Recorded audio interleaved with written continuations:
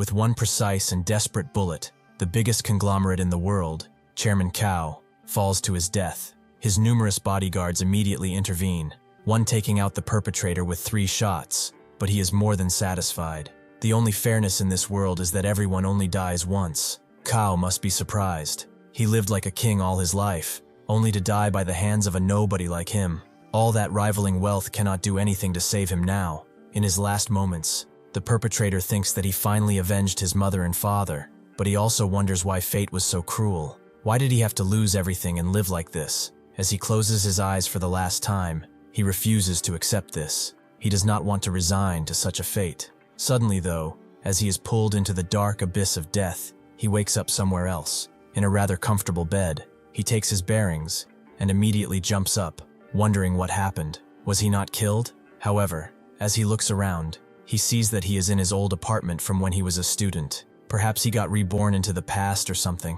Sure enough, on the open TV, a commercial for a new immersive VR MMO appears, Conviction, with its open beta exploding in popularity. This means that it just opened its servers. So he really came back, didn't he? His name is Nie Yan. The people he is looking at now in this photo are his parents. Back in that past or in the near future, his parents traded strategic metals at the border. The state bought them at a massive markup, earning their family a fortune. Later on, his father started a melting company, and they became wealthy overnight. However, that good did not last. When he was 25, Cao's Century Financial Group targeted his father's business. The friends his father trusted, the ones he built up the business with, were bought off, and they betrayed him. The company collapsed and went bankrupt. His father decided to take his own life, and his mother shortly died after that of a broken heart. He looks at himself in the mirror and thinks that it's a pity, that wealth made him lazy. He wasted his life, accomplishing nothing, with no way out. Thus, that's why he chose a last resort to take him down with him. Now, though the heavens have given him a second chance, this time he won't lose a single damn thing. Conviction is a cross-era holographic game that will change the world. Countless financial groups will join in. This is where Chaos Century Financial Group actually began to rise. Conviction quickly became humanity's second world. In his past life, he was level 180, and the Great Thief. He checks his phone and sees that today it's July 25th, meaning that Conviction has only been open for 7 days. He can make it. This is his perfect chance for a comeback. The highest level on the leaderboard right now should only be level 5. With his memories of the future, he can definitely catch up to them if he remembers right. He still has some savings left. It should be enough for an entry-level gaming helmet at least. He pulls on his clothes and tells Cao to just wait. He destroyed his family in the future, but this time, he will shape it with his own hands to make sure that it does not happen again. After coming back home, he takes the headset and puts it on his head. Even though he is starting 7 days behind everyone else, he will crush every rival and stand out at the summit of this game. As he enters the game, it welcomes him and tells him to select a country. Conviction is split into 3 factions. The lawful good righteous faction holds the Viridyan and Satran empires. The Viridyan Empire is a human nation ruled by the Council of Elders. Satran is a tribal alliance of dwarves, orcs, and elves. The lawful evil dark faction consists of demons and undead tribes ruled by dictators. Peace lovers can choose the lawful good, neutral factions like giant tribes. In his past life, he chose the Viridyan Empire's Gale Thief class. After pouring years of blood, sweat, and tears into it, he knows every skill and quest like the back of his hand. Choosing Gale Thief again is the only way to abuse his rebirth advantage to the absolute maximum. Thus, he chooses as such and also chooses the Viridyan Empire. Lastly, the game asks him for a name, which he puts as Nirvana Flame. With that, he enters the game in the middle of the city and immediately checks his stats. He is amazed. He has not felt it in a while. He really is back. The game has granted him 5 points, so he will add 3 in Vitality and 2 in Agility. He messed up his build in his last life and wasted so much time, so he will not make a single mistake while here. This place is called the Calorie Teleport Point, which can send him to various cities, towns, and villages. Suddenly he sees someone advertising something. A top-tier level 0 common dagger to attack, 1 point higher than the starter gear, for only 2 copper coins. Yan thinks that common daggers sell for 1 copper in the shop, and with a free teleport, that's an easy buy. He foolishly bought one in his past life, only to realize that he'd been scammed later. However, the current him remembers everything clearly. Somewhere nearby, Another player is selling something, a stealth skill book for only 6 copper coins. The others around believe that 6 coppers is a ripoff. It's not that they wouldn't want it, but everyone is pretty broke at this level. However, Yan just approaches and asks how much for the book. The seller notes that the market price is 6 copper, and Yan thinks that stealth is the core skill for thieves in the early game. He definitely needs this. Based on his experience, there is a hidden chest in the cat zone of Tracktown. The skill itself will skyrocket his leveling speed. That's a level 5 zone though. Most players are level 2 or 3, so it should still be left untouched. Yan decides to haggle. He does not have any money, so he wants that stealth book for free. In return, he will tell him a secret, a way to farm over a dozen stealth books a day. The seller tells him to beat it. He wonders where a nobody like him even came from. He's trying to scam him out of a skill book when he is level 0. Yan tells him to calm down. If he guessed right, those books are farmed from the felon shamans in Linktown, aren't they? The seller is shocked that he knows, and Yan also tells him the exact coordinates. The seller is actually pretty confused now. He actually knows the coordinates. So is what he said previously true? Can he really make a dozen skill books a day? The merchant, in him, overrides his worries, and he gives Yan the stealth book. It's just one book after all. If he can farm 3 a day, this one will be his. Yan gracefully accepts the business and tells him to go to 3 specific coordinates. It is near the fallen shaman camp. He can farm plenty there. The merchant agrees he will head there right now, and Yan tells him to be careful. Additionally, fallen shamans drop the owl's insight skill. If he gets extras, he would want one too, if he doesn't mind. The merchant immediately hops in the portal and tells him not to worry. If this truly works, he will send one the moment it drops, as a sign of goodwill. After he disappears, Yan goes to the portal circle too. Now that he has the stealth skill, it is time to crack that hidden chest. He makes his way to Tracktown, which is not as populated as the starting area, and immediately uses the stealth book, which gives him the stealth ability, allowing him to enter a concealed state, making him harder to detect. Yan activates it, and immediately dashes through the people and out of Tracktown, going inside the forest at amazing speeds. He arrives at the wild cat zone, where a bunch of wild cats, some with one eye, are walking around. However, in that area, on top of a tree, stands a silver chest. Chests in Conviction are ranked like this: common, silver, gold, dark, and legendary. The higher the rank, the better the loot inside. The loot is fixed, so once someone loots it, the chest simply vanishes. That's the hidden chest in the wild cat zone.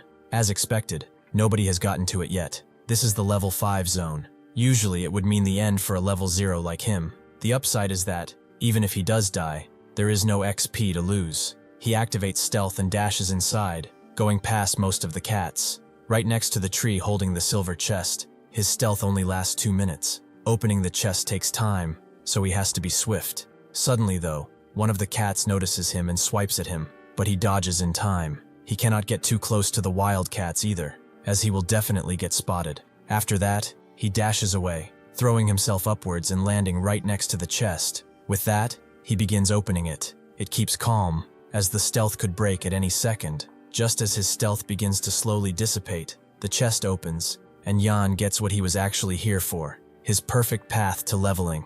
This is the Vital Strike skill book, which deals damage to weak points. A perfect skill for a thief like him. He is glad to see that he got the drop he wanted. It is a top-tier thief skill available even at level 0. With this, the early game grind just got twice as fast. He immediately learns it and stealth officially ends, causing all of the wild cats to become wary of his actual position. However, he does not fight fate. He simply falls down and lets himself go. He apologizes to the cats for stringing them along so long. They kill him, but in Conviction, death means losing XP and gear. Since he is level 0 and only has starter gear, dying costs absolutely nothing. The system confirms his death, and he has only dropped his starter gloves. Thus, he will be teleported to the nearest town. Yan is glad to see himself back. This was basically a free teleport. Now it is time for phase 2 of his leveling plan. He dashes through the streets and arrives at a more rural-looking part of the city. Phase 2 of his leveling requires at least 20 copper coins, but new accounts only start with 10. He needs to make some quick cash. If memory serves him right, there is a hidden NPC quest right here. Sure enough, he begins picking up quests left and right. One from Hunter's Claws, where he has to collect 20 silver-gray giant red skulls, and one from a farmer who wants him to kill 50 silver-gray giant rats. He also triggers a hidden quest from the apothecary, He happened to need some potion ingredients, so could he gather some for him? Jan did this knowingly.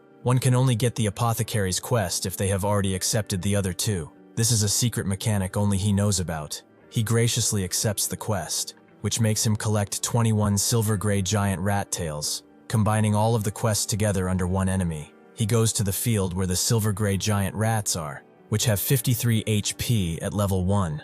Using Vital Strike, he is able to take one down in just 2 shots. He gains 1 red skull and 1 red tail as a reward.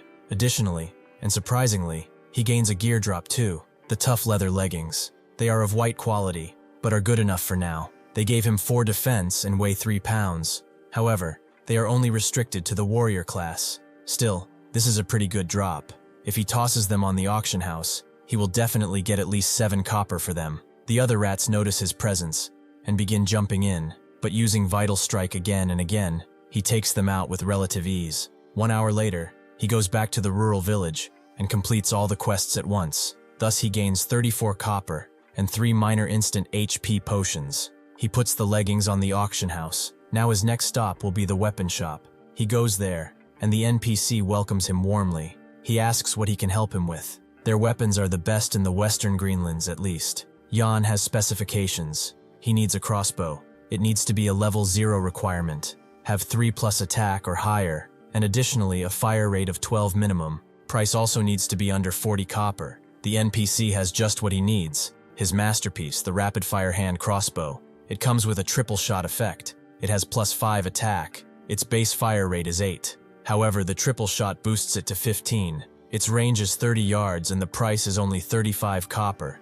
Does this suit his needs? Jan knows that he will take it and slams the money on the counter. Additionally, he will also get 9 bundles of rough iron bolts, the 1,000 pack kind. With this, he has paid 44 copper coins, but in return, he has gained an item much needed for his leveling journey. Now, he will be heading to the Bison Zone. Conviction has a strict level of suppression. Every 5 levels is a massive threshold. Bison are level 8 right now. Even the rank 1 player in the world could not touch them, let alone the Bison Chieftain. Every chieftain in Conviction is a rare elite enemy. However, with his knowledge from the future, he can take it down, despite the level gap.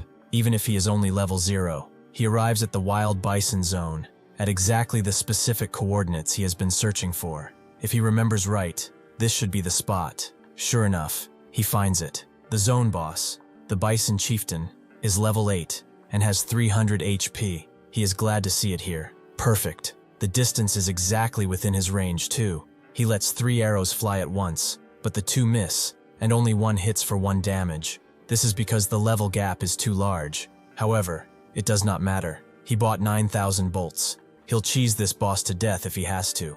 He continues pelting the bison with arrows, which naturally gets mad and begins charging at him. However, Jan has placed himself strategically so that the chieftain cannot get to him. This is a glitch spot, confirmed through his history. He cannot touch him up here, no matter how much he tries. With that, he continues pelting the bison chieftain with thousands of bolts, going through them with relative ease. 3 hours later, the bison is still alive. He has used over 4,000 bolts. How is this thing still alive? He continues pelting it with bolts, and eventually the last bit of HP falters, and the bison chieftain is officially dead. Because of the extremely large level gap, he gains 1,800% more XP, giving him 8,290 experience. He knew this was the real strategy. This has boosted him straight to level 2. Additionally, he also gets to see what kind of loot he got. Fortune smiles upon him as he gains a horned bronze dagger. Gear and Conviction is ranked like chests, from common, which is white, all the way to legendary. Since rare spawns like chieftains and elites are scarce, stat gear drop rates are 1 in 1,000, so every single piece is like a treasure. A bronze weapon has 20% more attack than normal gear, plus it also has a bonus stat. The chieftain drops level 5 gear, so this dagger is worth at least 3 silver coins. However, he needs to identify it to see the stats first. He opens his menu and sees that he has sold the tough leather leggings for 8 copper. Additionally, a player by the name of Flying Stone is requesting a call with him, which Jan guesses is the merchant that he sold the info to. Sure enough, it is as such. He explains that he went to those coordinates to farm, and it actually works. He already got 2 stealth books, and his leveling speed has increased by up to 50% at least. He calls him boss and notes that he only gave him one book, but he got a god-tier farming spot. Yan tells him to calm down. When Owl's insight drops, he should just remember to send him a copy if he is so keen on paying him back. Flying Stone agrees. If it drops, he will send it immediately. How did he know about that spot? Is he not level 0? Yan explains that he had an account before. He deleted it and re-rolled a tier. Flying Stone understands. He must have been a top-tier ranker then. By the way, did his main ever run the Fallen Shaman camp? His team wiped on it a few times recently, and they've lost a lot of gear and XP. Yan tells him it's not a problem. He has a full, clear guide, actually, for 2 silver and no bargaining. Flying Stone is amazed. He seriously has a guide for the shaman camp. Yan confirmed as such, and Flying Stone has no reason not to trust him anymore. So for a measly 2 silver, he will definitely convince the team captain with that. They close the call, and Yan gets to identifying this dagger. He goes to track down, and goes to an appraiser. She asks if he wants something identified, and he gives her the dagger. She explains that the identification fee is 10 copper, surprising him. As in Conviction, NPCs' identification fees are 5% of the recycle price. Market price is usually 6 times that, so this bronze cap dagger is worth at least 12 silver. He gives the 10 copper immediately, and the appraiser gets to work. Soon, he sees that this is actually a pretty incredible piece of gear. Besides requiring 0 level, it has 18 attack and a strength modifier of +5. With this, it has nearly 10 times more attack than a normal dagger. He is practically invincible in the early game now. Fate has really smiled upon him. Yan thinks that this is the perfect setup. He has a weapon, Vital Strike, and Stealth. The only thing he is missing now is Sustain for longer fights. Thieves usually pick Alchemy or Bandaging as professions to keep their health up. Potions are fast, but burn through money. For a reborn player like him though, gold is not an issue.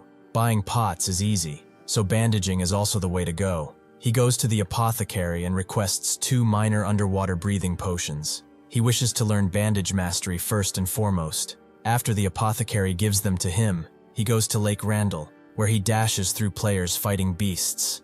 As out in the wild, kill steal is often the spark for arguments and player kills. He has to stay sharp.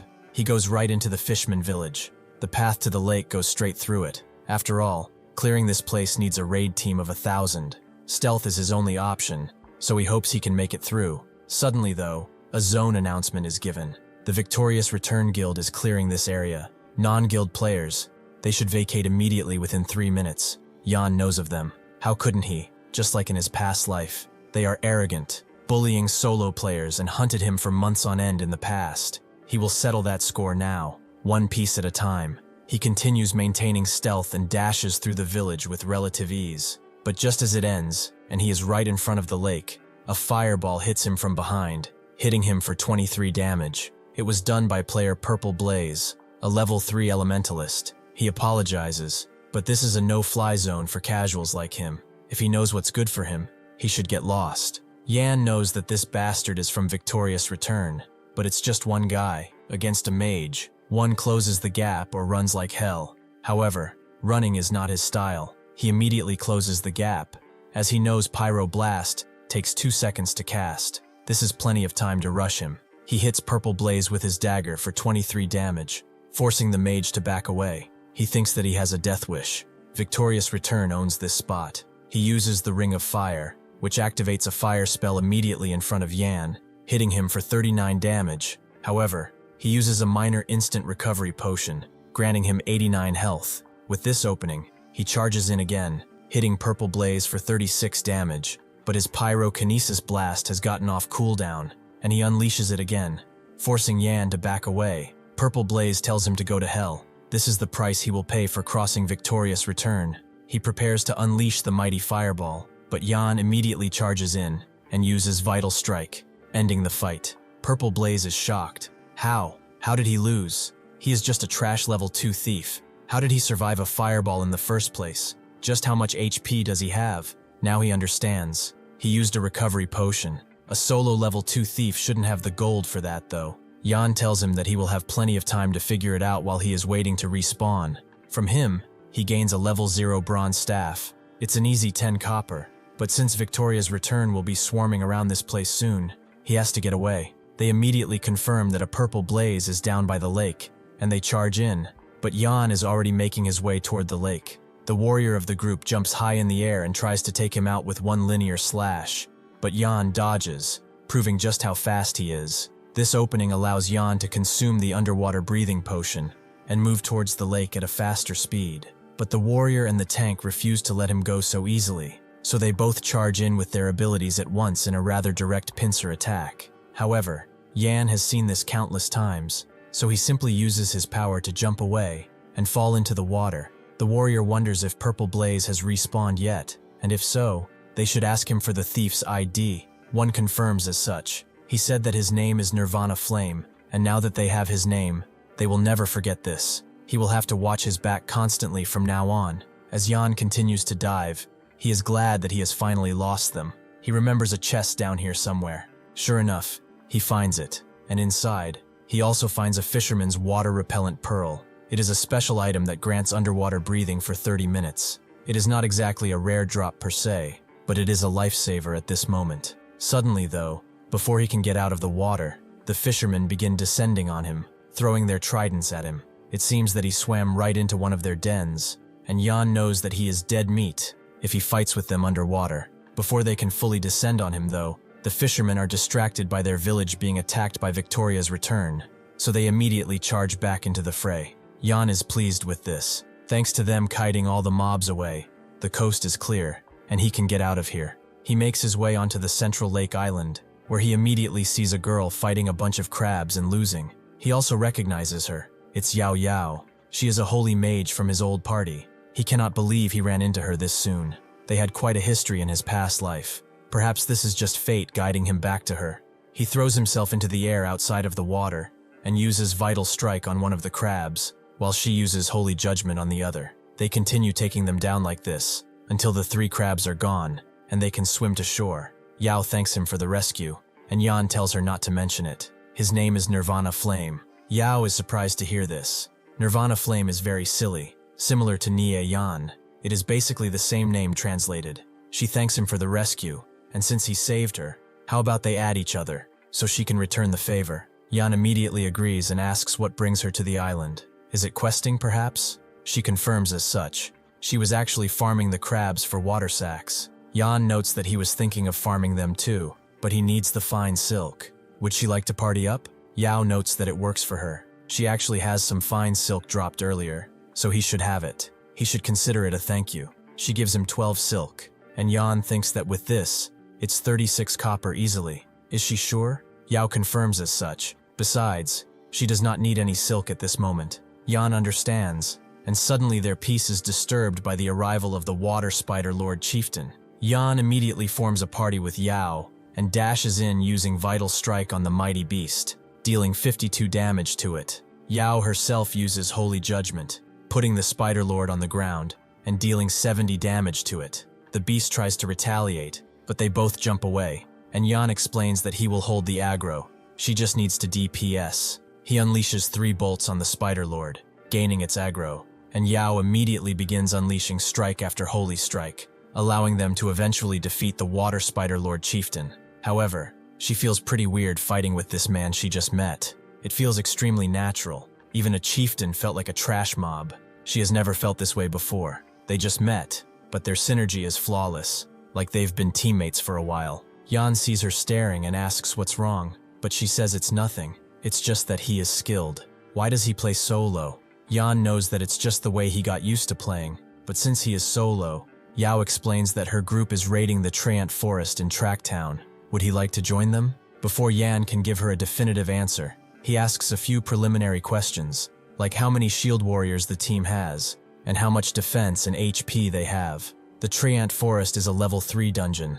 The boss Treant is a sub-elite monster. If the shield warriors don't have enough defense, it is almost impossible to clear it. Yao explains that they have 2 shield warriors. Their defense is 53, and their HP is 230. Yan thinks that's not nearly enough. The Treant King has a 2% chance to deal a critical hit, so if a shield warrior's defense isn't at least 60 points, they can easily get one-shotted. Additionally, the priest's healing needs to keep up. Yao never knew that the Treant King dealt critical hits. Nobody mentioned that. How does he know all of this? However, their team has been preparing for many days. They cannot just give up halfway now. To get defense to 60 points, they need to get at least one piece of bronze defense gear, which is much too difficult. Yan notes that there is another way, to let him command the team. Yao is a little hesitant, although she believes in his strength. She might not be able to convince everyone on the team, but she will try her best. With that, they move on to the boss drop to see what it has dropped. Yao immediately uses the appraisal skill, identifying these as fine silk gauntlets, a bronze quality item that gives 2 defense and 3 magic. It is mage equipment, and as such Yan asks if it's alright, but he knows that he already has his reward, the rare fine silk that the boss dropped, and additionally a thief's skill book, Assassinate. He will just be taking the 2 of these. Yao thinks that it's great. It turns out he also got a decent haul after all, so she will not be polite. Suddenly the game announces that it will close in 3 minutes for player maintenance, so they should log off. Yao does that first, and waves at him cheerfully, noting that they will see each other next time. Yan gives her a wave too, and says that he should log off as well. After doing so, he sees that it's already the morning of the second day. He puts on his shoes without socks, like an actual demon, and says that the leveling journey in conviction has paused. However, his body also needs to start exercising. Kao will inevitably have bodyguards all around him. He cannot let himself be in that same passive position. He goes outside of the apartment and is nearly hit by Truck Kun and Izakai'd the second time. He manages to get out of the way just in time, and suddenly someone asks if he is okay. This is Zia Yao, definitely completely unrelated to Yao Yao. Yan takes her hand, and she sees that he is bleeding. He really is too careless. She has a first aid kit in her car, so he should wait a moment. Yan looks at her. She is his desk mate, and also his greatest regret from his past life. Because his personality was weak, he was never able to express feelings for her. And in the end, because she was involved with him, she was targeted by Kao's financial group, and developed a severe mental illness because of it. Yao moves in, and gently wraps his arm in a bandage, noting that he really should stop being hard on himself all the time. Yan just gives her the nonchalant Sigma stare, and she immediately backs away, wondering if anyone is even listening. Yan knows that he has her, and she walks away, muttering about who would want to take care of him as she drives off. Yao wonders if Nirvana Flame and Yan are the same. Could it really be him? But this guy seems a little different now. He has become more confident, much like Nirvana Flame in the game. Yan, if you could not tell by his expression, really is happy to see her right now. However, that madman Cao will sooner or later destroy everything he loves once again. He must put down roots in conviction as soon as possible. Only then can he change the fate of his previous life. Suddenly, he gets a call from someone called Tang Yao. How many Yaos are there? Who, upon picking up, immediately screams at Yan, asking where the hell he went. He hasn't heard from him for 2 days. He should get over here quickly. Yan confirms that he will be there, and thinks about Tang. This is his best friend. In his past life, when he fell into the abyss, he was the one who risked being detected by Kao to support him, making his life much easier secretly. However, this guy simply loves to chase women. In his last life, he fought with someone in a bar over jealousy, and ended up provoking a big shot with monstrous power. Thus he was beaten to death and dumped in a dark alley. In this life, however, he will not let such a thing happen ever again. They eventually meet up, and Tang immediately puts a hand over his shoulder, glad to see him. He notes that the new Conviction game is popular. Is he playing too? Yan confirms as such. He is already a level 2 wind thief. Tang says it's not bad. He actually rose to level 2 already. They should go though, and look around the PK bar. He is a level 3 arcane mage. The PK bar is a game entertainment club. Players can use their own characters here to engage in competitive PK. This kind of PK does not affect the game progression at all. However, since there is competitive PK, it is inevitably accompanied by things like wagers, usually 1 or 2 pieces of equipment from the game. Tang, who loves to gamble, loves these, even though he always loses. As they walk inside, they are met by Wei Kai, who notes that he is quite punctual. Is he here to give him money again? Tang just coughs, not knowing who is going to give whom money today. Kai also sees that Yan was brought along too. Was the last lesson not enough for him, perhaps? Tang just ignores him, and tells Yan not to worry, as they won't be able to do anything to him if he is here. Kai, however, is a little confused. Why is this kid Yan so calm today? Did he get the boulder auto out all of a sudden? But what happened for that change to occur so quickly? Tang sits down and tells Kai to stop dawdling, as now they will be doing 200 per round, and he doesn't want any complaints. Kai immediately agrees, and they both put on their headsets. Yan thinks about it. Kai is a level 3 berserker, and he learned charge. This is very disadvantageous for an arcane mage like Tang. Furthermore, it is a plain terrain, difficult for arcane mages to dodge. Tang is probably going to lose the top lane. Some nobody comes to Yan with a proposal, as that kid Tang will definitely lose this round. So how about they play a round 2? Yan agrees. However, they will only be playing one round, and he is not interested if the wager is too small. The guy immediately gets annoyed at his arrogance and notes that he will absolutely have to teach him a lesson today. He has a total of 700s on him, just one match. With that, they go to a better station, where it's revealed that this man is Shi Feng, who is a level 2 ranger. They are taken into a bamboo forest terrain, and Yan uses stealth, disappearing from each other's view. Feng believes that this guy is far too arrogant for his own good. He will definitely not be losing today, but where on earth did he hide? Yan, however, can see him. He is hiding above as expected. 10 years of thief experience. So concealing his presence like this is an instinct for him. He flies right in towards Fang, and unleashes a good strike on him, taking 40 HP out of his 110. Fang tries to swing his blade behind, but Yan simply dodges and uses Vital Strike, unleashing a whopping 70 damage attack. With this incredible attack, the match is officially over, and Kai's lackeys can't believe it. Feng actually lost that quickly. Yan, just left to himself, PKing a level 2 rookie ranger, really was a bully move. Feng himself, though, is shocked. This guy used just simple movements, yet he struck exactly where it hurt. It was basically a one-hit kill. Since when did Yan become this decisive? Is this really the same timid and submissive person who used to swallow his pride and get bullied? Yan meets back with Tang and asks how it went. He tells him not to even ask. He lost 2 matches and lost 1,200 in total. He damns that Kai. He learned the Berserker's anti-magic aura. It's a total hard counter to his arcane arts. Yan explains that actually, anti-magic aura only reduces magic damage by a tiny bit. It is not as powerful as one might think. As long as he times his spells perfectly, taking down a Berserker is quite simple. Tang knows he just messed up the timing a bit. All his skills went on cooldown, and he closed the gap and burst him down. But he does seem to know a lot more than him now. Where did he learn all of this before? Yan doesn't answer. He just shows that he won. Eventually Kai and his lackeys arrive, and one of them tells Yan not to get cocky. He actually dared to win their money. Let's see if he can do something in the real world too. Before the lackey can do anything, Yan grabs his wrist and throws him on the ground roughly. He is able to do this because in his past life he practiced a bit to deal with Chao, although not a whole lot. Tang is surprised. When did his friend become such a formidable person? Feng thinks that they should probably stop messing with him, as that guy is definitely not easy to deal with anymore, causing the other lackeys to call him a coward, but Kai just smiles. This kid Yan is indeed completely different from the past. He waves a dismissive hand at his lackeys and asks if he won against them. Yan agrees that he won one small match, although his opponent was a bit weak though. Kai understands. If that is so, would he be interested in a round with him? Yan agrees, but he does not play for small stakes. Kai agrees. 1,000 a round. He has 3,000 total here. Tang tells him that he is a level 3 Berserker, and his brother is a level 2 Gale Thief. Does he not think this is a bit of a bully move? Yan, however, doesn't mind, and actually raises the stakes. 3,000 a round. Kai immediately agrees, as he does not believe a level 2 Gale Thief can pull such a miracle as winning against him. Tang immediately grabs Yan's shoulders and asks if he's gone crazy. Does he even have that much money?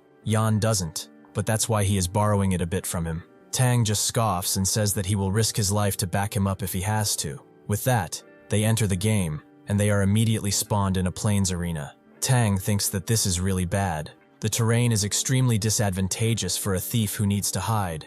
Kai, however, feels generous, and knows that if he thinks it's unfair, they can change the map if he wants to. Yan refuses, as this grassland map is more than fine with him. He immediately uses stealth and gets out of sight. The grass will give away his position though, and he will definitely use it to judge his movement path. He needs to use some external help, like the wind. That is why he is circling Kai again and again, making the wind pick up.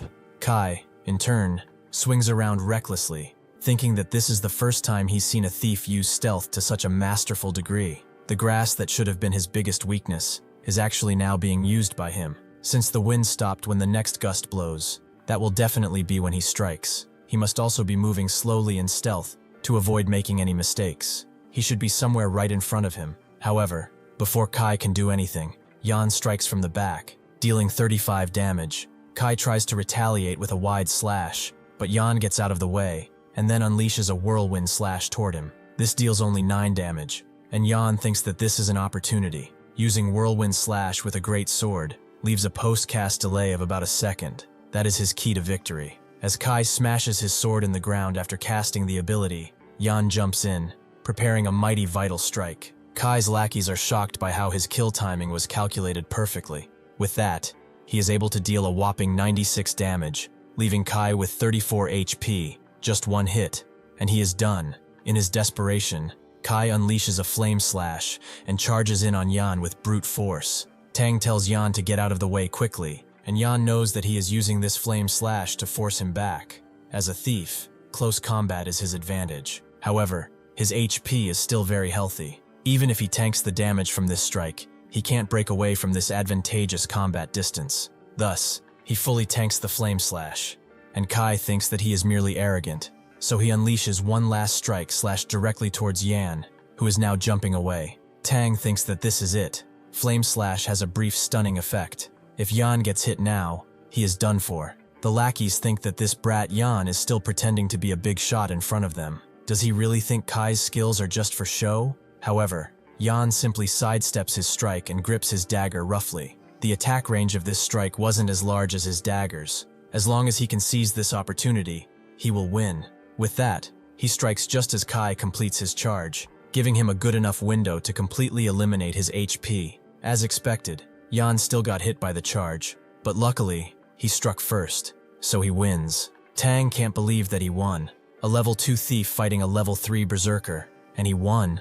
The lackeys can't believe that their boss actually lost. Why does that brat Yan know the skill range of a berserker so well? Just how did he do such a thing? Kai doesn't seem to react in any way, and Tang immediately goes to Yan, telling him that he is not bad at all. He won as a level 2 against a level 3. He also seems to know a lot about this game conviction. He wants to teach him how to play an arcane mage. Yan agrees. Suddenly Kai comes toward them with his lackeys, and Tang asks what's wrong. He is not going to say this was an unfair loss, right? Kai remains calm and asks what kind of person he took him for. He yields and accepts his loss. If they both have time in the future, they can safely come hang out at his bar. With that, he leaves with his lackeys, and one of them asks why he was being so polite to them now. Kai tells him to listen carefully. He cannot just look at a person's present. He also needs to look at the future ahead of them. That kid has changed a lot.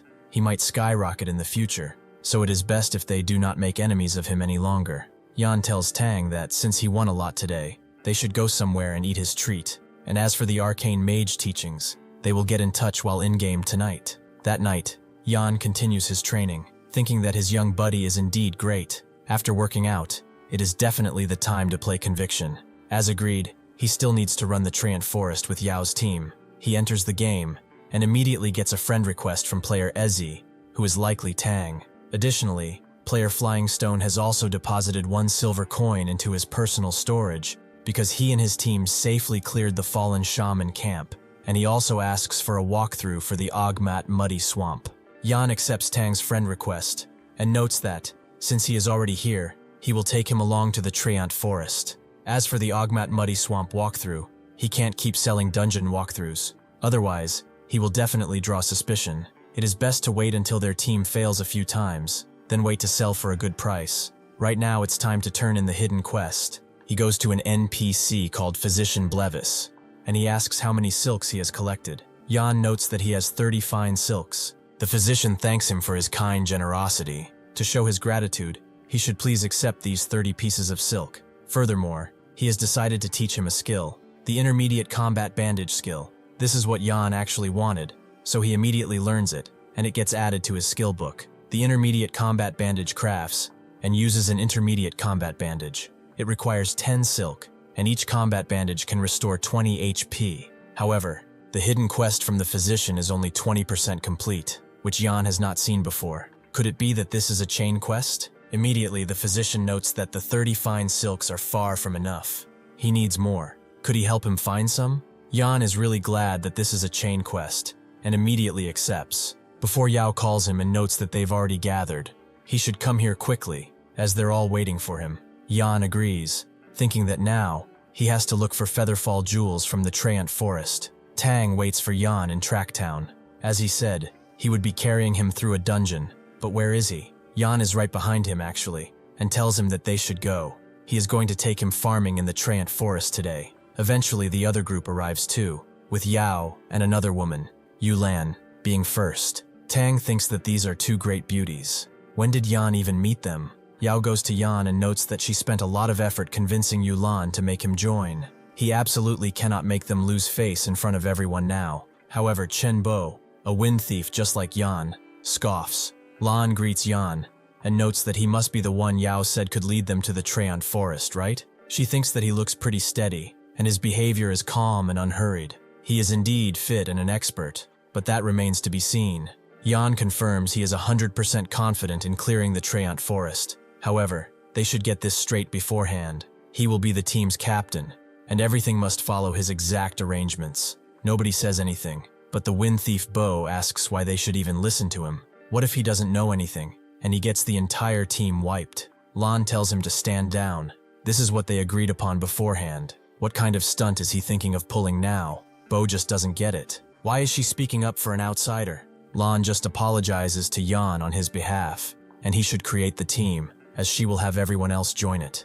Yan agrees that, in that case, while he is leading the team, they must absolutely obey. If anyone is dissatisfied, they can settle the score with him afterwards, and if they are unwilling, they can leave at any time. However, if anyone plays tricks while they are teamed up, or even causes a team wipe, they should not blame him for being ruthless. With that, he creates the team, and everyone else joins. Lan explains that from now on, Nirvana Flame is the captain, and his orders are her orders. If anyone plays tricks while in the dark, they will no longer have a place in her team in the future. Bo reluctantly joins the team too, and Yan explains that their goal is identical, to clear the Treant Forest's dungeon.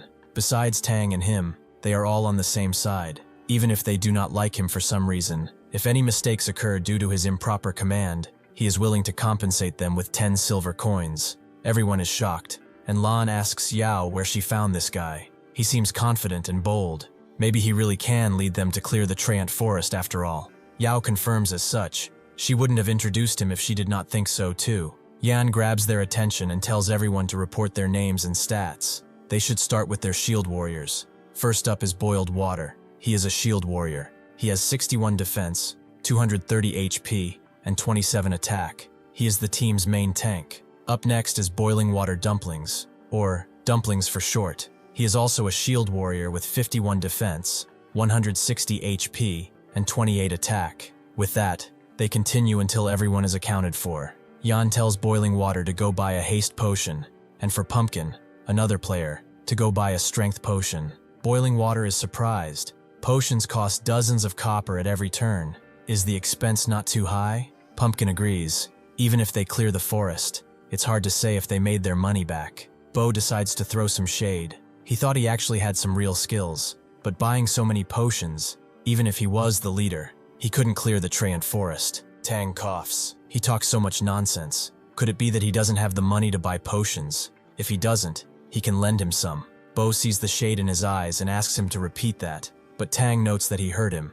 Is he perhaps a poor bastard? Yao is also a bit confused. Does clearing a normal difficulty Treant Forest dungeon really require this many potions? They will not be able to make their money back if they buy them. Yan tells her that she will see why when the time comes. Him ordering them to buy potions is definitely not a waste of money. What he wants actually is not to clear the normal difficulty, but the highest difficulty, expert grade dungeon. Lan chooses to trust him and tells them to buy the potions as he said. After everyone finished buying the potions, they all head out and go to the dungeon summoning stone area. Yan tells them to wait a moment as he will open the dungeon. He begins chanting something to the stone, and it slowly but surely comes to life as a bunch of wind blows throughout that part of the forest. With that, he is asked to please select the difficulty of the dungeon. Yan immediately picks expert, and they are all sent to the Treant Forest. With everyone now knowing that this is an expert grade dungeon, Pumpkin asks what's going on. This is an expert grade. Did he perhaps the captain choose the wrong one, right? Another one agrees. How could they possibly clear such a thing?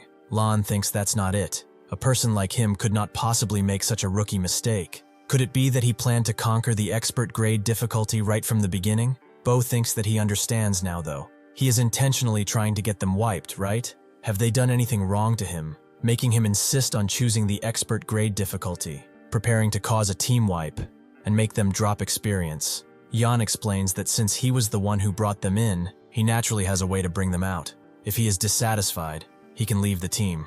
Yao decides to intervene, noting that Nirvana Flame is a friend whom she invited. If he does have a problem with her, he should say so directly, as there is no need to constantly target him. Bo immediately recedes, saying that that's not it. He does not have a problem with her at all. Bo is also extremely jealous now. He did not expect Yao Yao to speak up for an outsider. This damn bastard. Yan, to quell their fear, explains that expert grade difficulty really isn't that hard. It is just that a mob's enemy HP is 30% higher, and it requires a bit more defense from the shield warriors and dealing damage from the mages. That's all. Additionally, the boss, the Trent King, has quite a few changes. Lan is surprised he's saying this so lightly, but in a dungeon, even the slightest deviation, like 1% HP, 1 point of defense, or magic damage, could lead to a team wipe, let alone a 30% gap in HP. Where exactly does this confidence of his come from? Yao asks if he is truly confident about this. If it really doesn't work well, they will wipe. Yan tells her to relax. It won't be a problem, and Bo just coughs to himself. He'd like to see how exactly he commands everyone to clear an expert-grade dungeon. They continue walking through the forest, and as a bunch of tendrils springs up on them, Yan tells them to be careful. They've entered the Treant attack range. The Treant will attack with vines, so everyone should spread to the sides. They all do so, except Bo, who gets caught up by one of the tendrils and is immediately taken hostage by a Treant. He immediately begs to be helped by Yan, getting all of his hatred for him for that moment. As the others panic, Yan immediately gives out orders. He barks boiling water and dumplings to attack from the right side, while the paladins form a human wall and the mages use their full firepower. They immediately begin doing so, the tanks charging at the Treant side before the mages unleash a flurry of mighty spells, which immediately take out the Treant. Bo just falls on his back and immediately begins to blame Yan again. He definitely did that on purpose, didn't he? He spotted the Treant in advance and did not warn him. Otherwise, in such an urgent emergency, how could he possibly comment so calmly? Yan tells him to get his facts straight. They discover the Treant together. Even the shield warrior dodged it. As a thief, how could he not? He really does not know how he plays a thief. Tang tells him that blaming others when his skills aren't up to par is truly a hilarious thing to see. Grabbing any random thief off the street would probably be better than this guy. Bo is about to try to hit him, but Lan tells him that this is enough. Has he not embarrassed the entire team enough already? Bo is shocked that she is taking their side too, but Yan notes that they've had enough of a chat. They should keep moving forward. There are many traps laid by dark elves in the Treant forest. He will clear the way. Since he doesn't know how to play thief, he should watch him. Yan charges in first with the entire team and triggers a falling log trap, but he simply gets out of the way and leaves before it can unleash its detonation. From above, the net falls, but he cuts it up with his knife. Shocking tank. He didn't realize this guy played thief so smoothly. Lan thinks he is agile too. His trap cleaning efficiency is simply too high. Bo coughs and charges in, asking what's so great about that. Clearing traps is something he can do too. However, immediately upon stepping foot outside of the safe area, he triggers a pitfall and falls to his death onto a bunch of spikes. Before that can happen though, Yan grabs his leg and throws him on the ground, noting that it's the first time he is seeing such a noob thief. Bo notes that he was the one who set him up. He clearly saw him walk past there just now, so why is he fine? Tang calls him an ungrateful wretch instantly. If Nirvana Flame had not saved him, he would be dead right now. Yan explains that he stepped into the trap himself. It's not like he was the one who pushed him inside. Is everywhere he walks guaranteed to be safe? Ultimately, he is simply not worthy of playing a wind thief. Bo has had enough of this disgrace. Let's duel 1v1 if he has the guts, as he will kill him. He charges in with his blade adamantly, but Yan just catches it between two fingers, noting that he better call up a few more people if he wants to make this not end instantly. Bo is shocked, and Lan tells them that this is enough. Bo was the one who carelessly stepped into the trap, so why is he taking the anger out on Nirvana Flame? Yao agrees it was Nirvana Flame who saved him, and he actually put the blame on him. She did not expect him to be this kind of person. Both things that this is all his fault. He deliberately framed him. He didn't tell him there was another trap there. Besides, they are just teammates. He is just an outsider. How can they speak up to an outsider? Boiling water tells him that this is enough. Their leader did nothing wrong. He is the one who's constantly targeting him. Everyone can see it. Bo is shocked that even they agree, and just left to himself, feeling completely betrayed. Fine. Then he wants to see how he leads them out of this dungeon without dying. With that, he leaves the party, and Yao apologizes to Yan. She invited him to run the dungeon, but she did not expect him to run into such a situation. Yan says it's fine. It's actually better without a troublemaker. However, it seems that in the future, if he wants to run a dungeon, he will have to form a party of his own. Lan notes that they will talk about it after they get out and decide what to do then. Now they should run the dungeon. Half an hour later, they come up to a place filled with Trents. Yan has scouted it ahead and saw it beforehand. There are a total of 18 Trents. Lan thinks that they cannot handle something like this, but Yan tells her not to worry. He is not stupid enough to make them fight that many Trents at once. He jumps up on a tree and summons his crossbow as he wants to let them witness what god-tier aggro pulling really looks like. Yan immediately lets 3 bolts fly, and they do so in different directions. Dumpling wonders what's going on. Did he really shoot a crossbow? Perhaps his hand slipped? Boiling Water believes so too. If those arrows start at the Trants, they are all done for. Yan jumps off the tree and tells Boiling Water to go to the exact coordinates he is giving him now. He immediately does so, and the bolts that he shot move in 3 different directions. Lan is amazed by such miraculous skill. She did not expect him to be able to use a 3-shot hand crossbow to hit 3 different locations in one go. This kind of technique she's only heard of in legends. She asks Yao where on earth she found such a master. Those 18 Treants are very close to each other. If one hits just one of them, the others will immediately swarm over. However, Nirvana Flame not only found a perfect spot, but also successfully lured them away. This is a huge test of thieves' eyesight and agility. Even elite thieves on the leaderboards would not be able to do something like this. If their team had a tiff like this earlier, then danger survivor rate would have increased by at least 30%. With that, the main group charges in, and Yan tells Boiling Water to go block a Trent. He should remember, as long as he steadies his center of gravity, it can't do anything to him. Everyone else will follow him and focus fire on the remaining one. They begin doing so, taking down the Treant with relative ease, and Dumpling is surprised that what a Nirvana Flame just said actually works. He is not getting pushed back at all. Lan tells him to hold on. They've already taken care of things here. They are coming to support him right away. With that, they eliminate the Trent Boiling Water was holding too, and this one actually drops a piece of equipment. It is a mage's bronze-grade gauntlets. Dumpling is surprised. Perhaps this is the wealth of an expert great dungeon. They just casually killed 2 Trents, and they already drop equipment? Yao approaches Yan and asks how exactly he went and did that. It was incredible. He knows that he would lead them to clear an expert-grade dungeon, and he plans to keep his promise. Alright, now they will use this method to finish off all the Treants here. They continue doing so, pulling aggro of 2 at once and then killing them. Around 20 minutes later, they all huddle up and put the equipment they got on the ground. They never expected the yields of an expert-grade dungeon to be this amazing. They merely cleared out the Treants here, and so much equipment dropped at once. Yan, however, sees something lurking in the shadows and gets up. This is just the beginning. The yields of the expert-grade Treant forest are far more than just this. They should all rest up a bit, as then they will be continuing forward.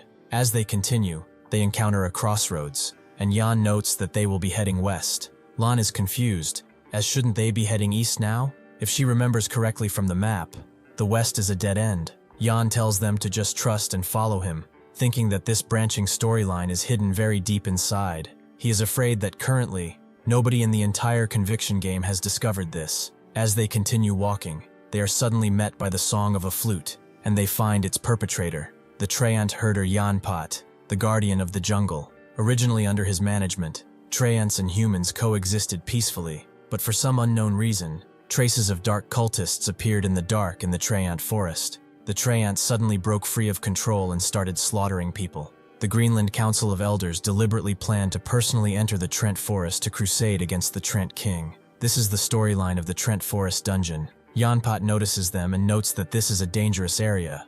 The Trents will kill every human that enters. They should leave at once, as once night falls under the moonlight, the Trents will gain a bizarre and powerful strength. Yan bows down, calling him the respected Trent herder, and explains that they came here exactly to eradicate the Trents and bring them to justice. Yanpat immediately disagrees. The ones who deserve death are those wild beasts from the underground. They are the ones who should receive God's judgment. They are the ones who stole his flute. Lan thinks that this is triggering a hidden storyline, but how is he able to find such a hidden NPC? Just who exactly is this guy? Tang is surprised too, wondering when this kid became so amazing. Yan knows that if they do not trigger this storyline, they will not be able to defeat the expert-grade Trent King. Yan agrees as such. It's them. He noticed them the moment they entered the forest. May the holy light purify those blasted monsters. Those blasted dark elves. They stole his flute, which is what caused the Treant forest to fall into such chaos. This is the dust of appearance he developed. It will leave them with nowhere to hide. He should kill them, take back his flute, and they will be able to then defeat the out-of-control Treant King.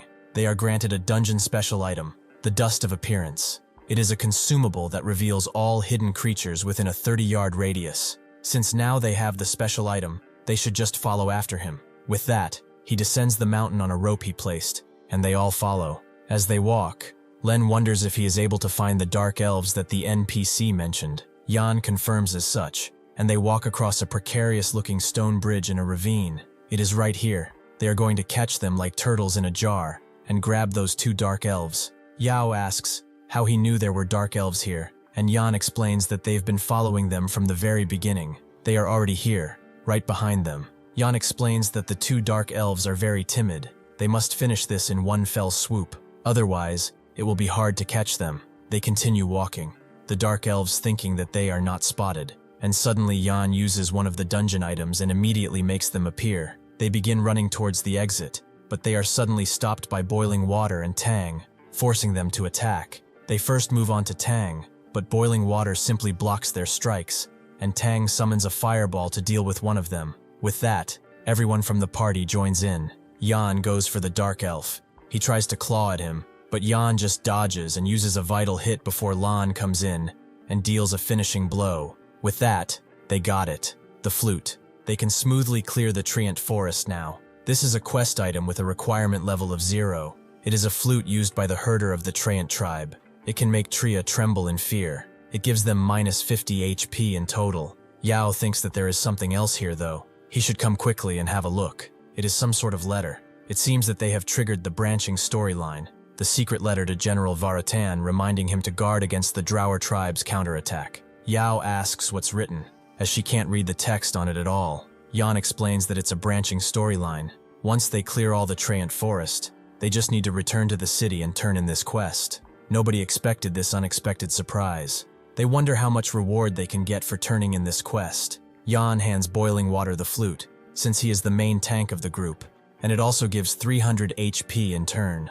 With that, they move out, and Tang thinks that Yan is pretty good. At first, the people in this team were dissatisfied with him, so he did not expect their attitudes to change so quickly, but as expected of his brother, they continue taking down Treant, and eventually they gain another item, a bronze-grade round shield that adds 10% more defense. Lan turns to Yan and knows that this request is asking a bit much, but after all, they've only managed to grind these pieces of equipment under his leadership. She hopes to be able to buy this round shield from him. Yan explains that he only needs thief equipment and the Featherfall jewel from the Treant King.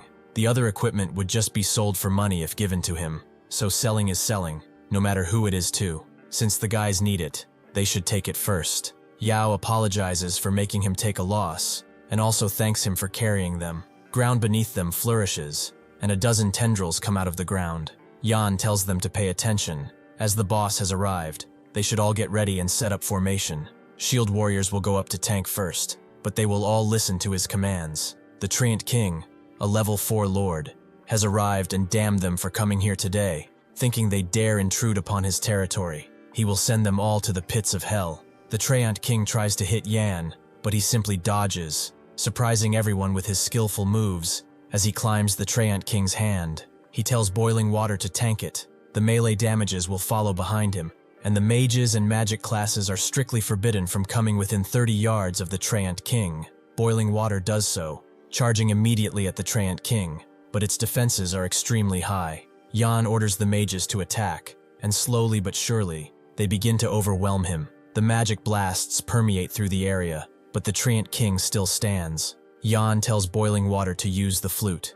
Upon immediately doing so, the Treant King's stats go down by 50%. This is the opportunity Yan has been waiting for. He tells the mages to prioritize fire attribute spells, no ice spells. The Treant King's ice resistance is way too high after all. They all agree, especially Tang, since fire spells are literally his specialty. He goes to a nearby priest and asks if she has the dispel skill, which she does. Jan tells her to keep her eyes pointed at boiling water. The Trent King is about to cast fear. If boiling water gets CC'd, she should cleanse him immediately. The priest sheepishly agrees, but Jan tells her to not be nervous and just relax. He will call it out. She just needs to cast this spell the second he tells her to. As if summoned by his words, the Trent King immediately uses his fear on boiling water, and Jan tells her to cast cleanse, and she does so, making him able to stay in the fight. She is glad to see that it actually worked, and they continue cutting the Trent down, leaving it with only a quarter of its HP. Yan tells everyone to brace themselves as the boss is now entering its enraged state.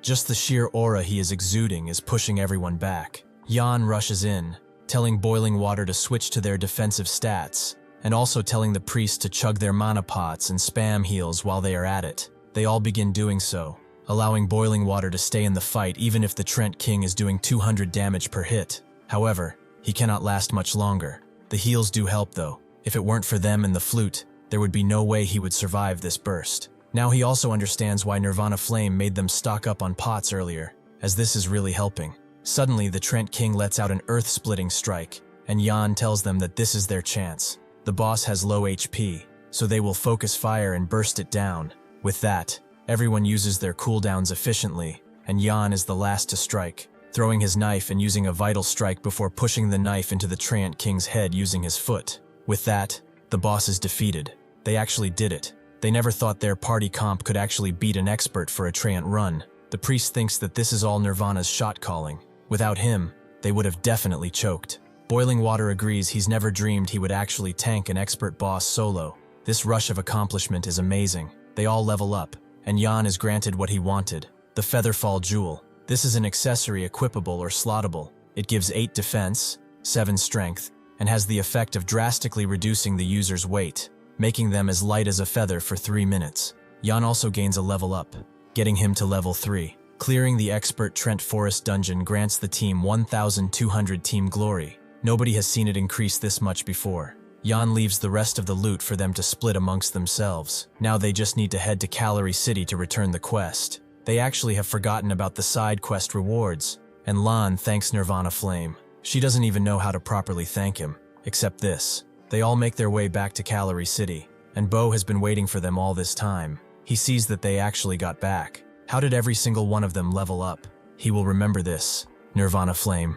He will never forget the humiliation he brought upon himself for the rest of his life. They go to the Calorie City military camp, and Kavarot, the warlord, asks Jan what brings him here. Jan hands him the letter, noting that they've captured 2 dark elves in the dark forest, and they've obtained intelligence regarding the Hilton stronghold. Kavarot reads this with a surprised face, and notes that he has done them a huge favor. Because of this side quest, he gains 12 reputation with the Hilton stronghold, 10 reputation with the city, and 32,000 experience. Kavarot has also imparted combat techniques to them. He gains 2 strength, 2 silver coins, and the stun skill book. Jan certainly didn't expect to get 2 strength and a skill book. This hidden quest really was a massive profit. Yao asks what he is going to do next, and naturally, Jan explains that he will be grinding monsters to level up. He thinks that now, with the Featherfall Jewel, he can try farming the elite monster Lion King Kato. Yao waves at him and hopes that they will see each other soon. Once the pieces of equipment are sold, she will email the money to him. Immediately, Tang falls to his knees and hugs him, calling him a god. After running a dungeon with him once, he is completely convinced he should hurry and teach him how to play an arcane mage. Jan tells him to stop and agrees, but they should go and change their equipment first. They go to the blacksmith shop, and Jan buys a bunch of stuff like the bronze gauntlets, bronze armor, and bronze leggings. He tells Tang that they should go now. They are heading to the Rhine Hills to level up. He will also teach him how to play an arcane mage along the way. They arrive at the Rhine Hills, which are pretty dark, and Jan explains that there are a lot of bat monsters in the caves of the Rhine Hills, and they drop bat teeth. Now he will give him an hour. He wants to see how many bat teeth he can farm on his own. Tang tells him to stay and watch and charges in. Immediately, a bat notices and charges out of the cave, but Tang pulverizes it with his flames. Jan decides not to stay still and just wait, so he moves on to a different part of the cave where he begins taking out bats with relative ease. Half an hour passes, and he begins to wonder how Tang is doing on his end. Suddenly though, Tang calls him and asks to be saved, as he is being cornered by red-named players, which are players who have been penalized by the system for illegally killing other players in-game. If he is not mistaken, Tang believes they are from the Radiant Holy Flame Guild. Yan immediately rushes in, but Tang tells him to relax. He is taking them on a detour so they won't be able to catch him anytime soon. Yan asks how he ran into them, and he doesn't really know either. He was just killing bad monsters and happened to bump into a level 3 leader grade boss. He arrives at their location, and they are guarding the entrance as expected. Azure Drake, the level 3 elemental mage leader, asks if they've caught the kid yet, and his lackey tells him not to worry, as he cannot escape. Though looking at that kid, he doesn't seem to have any good equipment on him. He's probably just a broke loser. Yan just scoffs. If a red name player is killed, all the equipment on their body will drop. If he is not mistaken, is that a red name elemental mage, perhaps wearing a fire chaser set? He uses stealth and thinks that, since the other party dares to corner people with red name status, they must be extremely confident in their own. He disappears as he lands down, and Azure Drake sees something right through Yan as he charges in. He dashes away and notes that he has been waiting for him a long time. He probably has his eyes on his equipment, right? Does he have the skill to take it? He uses a violent ring of fire and unleashes it all around, right into Yan, who thinks that this elemental mage knows how to play. He can't let him open up the distance, so he immediately uses a speed scroll, which grants him 20% speed for 30 seconds. Yan immediately charges in on Azure Drake, who is surprised that he just charged through his fire ring. Why is his speed so fast anyway? Yan uses Assassinate, dealing 40 damage, and Azure Drake becomes desperate, unleashing a searing pyroblast all around him, while another warrior charges in and claims that Yan is using a speed scroll, which is true. The warrior unleashes a flame slash, but Yan simply deflects it, causing him to only take 13 damage. Another of the group, a priest, unleashes a holy strike, but Yan simply dodges and goes back into Azure Drake. The casting time for Searing Pyroblast is 5 seconds, meaning there is still time. Sure enough, before he can cast another blast, Yan uses stun on him, before cutting him apart again, and again, and again. He manages to get out of the last strike, and screams at his subordinates to do something, as he will die if they don't. The warrior claims that the thief's speed is way too fast, faster than any thief they've ever seen before. They can't catch him at all. The warrior uses charge desperately, but Yan gets out of the way and jumps back toward Azure Drake, using one last vital strike to eliminate him. Since he has killed a red-named player, he gains 1 prestige point. The higher his prestige, the easier it is to receive quests, and he will also enjoy certain amounts of discounts on items purchased in the city. The warrior, seeing his boss's items drop, immediately charges in, thinking that he cannot let this thief grab them, but Yan has already done so. That fire chaser set is his. The warrior unleashes a linear sword slash, dealing 17 damage to Yan, who immediately dashes away, but he is struck by the priest with a bunch of holy strikes as he does so. However, Yan uses a combat bandage, and with his speed being extremely fast, they will not be able to catch him. The priest sees that he has a bandage skill, meaning that all the damage they've done has been restored. Yan is back to his perfect state, his health is full, and his skills have also cooled down. He rushes in on the warrior, who thinks that he is strong enough to face him, but Yan simply jumps on his blade and unleashes a vital strike before using Assassinate, dealing amazing damage at once. The warrior, in desperation, unleashes a bunch of thrown strikes all around, but Yan uses his crossbow to deal 15 damage, making the warrior almost lose his entire HP bar. Seeing this, he begins running away. If he keeps chasing this thief, he might end up dropping his own equipment too. Yan is surprised though. Did he really expect that he could get away? Before the warrior can do anything, he is killed, and Yan grabs his loot too. Now it's the priest's turn, who asks how he is the only one left. He is just a priest. How could he possibly be a match for a thief? Yan doesn't care. He seemed pretty happy when they were the ones blessing him with holy light, right? So now he should return that favor in kind, although his strikes are anything but holy. Thank you for watching. See you next time.